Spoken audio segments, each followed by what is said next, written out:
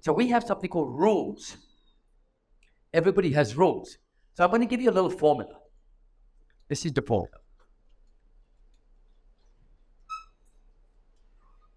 Your thoughts will lead to feelings, will lead to action, will equal results. So your thoughts, I have a thought that will lead me to feel an emotion to either do something or not to do something. That will lead me to act upon it or not act upon it, and it will produce a result. Now the question is, what makes me think? How do I start thinking? That comes to the word P, which is programming.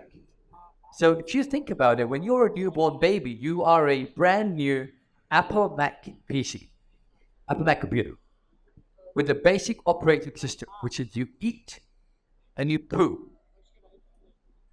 And that's it, pretty much. And then what happens is, as you get older, you get told what to do. Don't do this, don't do that, don't do this. And the child grows up with programming that happens between what they see, what they hear, what they taste, what they touch, what they smell. Your 5 senses. So information gets pushed into these senses. Information goes into your brain. You give it a label called an experience. And that label goes into the final system.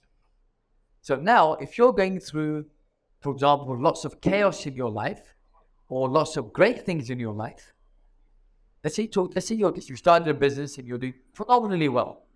It just means that your programming that you have received up to date is so reinforcing that you are going to go through that programming. So if you're, for example, someone that's going through a tough relationship, it means that your programming of relationships is not in the right state. For example, somebody will say to me, he will never change. Or she will never change.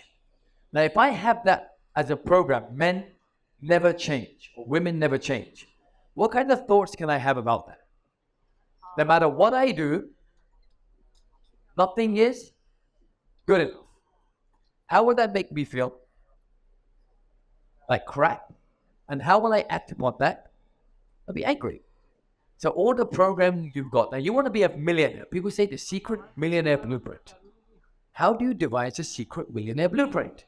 It's exactly the same way as you devise a secret parenting blueprint, or a secret lover's blueprint, or a secret relationship blueprint. It means that you have to identify your past programming, or what you feel about money, what you feel about love, what you feel about relationships. And then you're going to think about what you think about all day long on a daily basis. Now, people say to me, I want to make 10 crores a month. And I say, how much are you making right now? And he says, I'm making 10,000 rupees a month. And is that unrealistic? Maybe, maybe not. But the brain is going to say, yeah, right. You've never made 10 crores in your lifetime, let alone you want to make it a month. So what did that do? That would now lead your brain to give you negative thoughts, say it's hard, it's impossible, don't do it. Give you bad feelings, and then you'll blame people and say it didn't work. So the key factor lies here. That's why if you have children, should you be disciplined with your children? Yes. Hell yes. But the discipline should be in such a way that those kids are able to stand on their own 2 feet. I'll give you a story. I remember when I went to America to study. So I was all this brave guy. I want to say to my dad, I'm going to America. You pay for the fees. I will pay for the rest. So I had about $1,500 of me, $2,000, and my dad paid for my fees. So I landed in Los Angeles thinking, you know what, I'm going to show my dad how to do this. And when I landed in Los Angeles, I looked at the newspapers for accommodation, and the deposit alone was $2,500, $3,000. So I've got nowhere to live. So I'm now thinking to myself, you know what? I rang my dad up and I said to my dad, look, I've got a bit of trouble. I need some money. He goes, for what? I said, I don't have enough money to pay for the house. He goes, what are you asking me for? Your problem. I'm your son. He goes, not my problem. You wanted to go to America? Deal with it. So now I'm thinking to myself, at that time, I was so angry that why is my dad not supporting me? Why is he not supporting me? Why? And I thought to myself, you know what? I'm going to show you. So I stayed at the Los Angeles airport for 3 days, and I found an ad in a newspaper that said au pair wanted and for home help.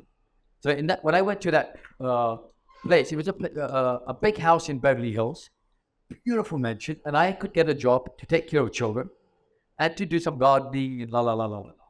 So I now go to this Beverly Hills house. I'm now living in a Beverly Hills mansion, working as an au pair. So I'm thinking to myself, really good. So I rang my dad up. He said, where are you living? I said, I'm living in Beverly Hills. He goes, how the hell did you end up in Beverly Hills? I said, no, don't worry about it. I worked really hard. I made a lot of money and I'm doing really well.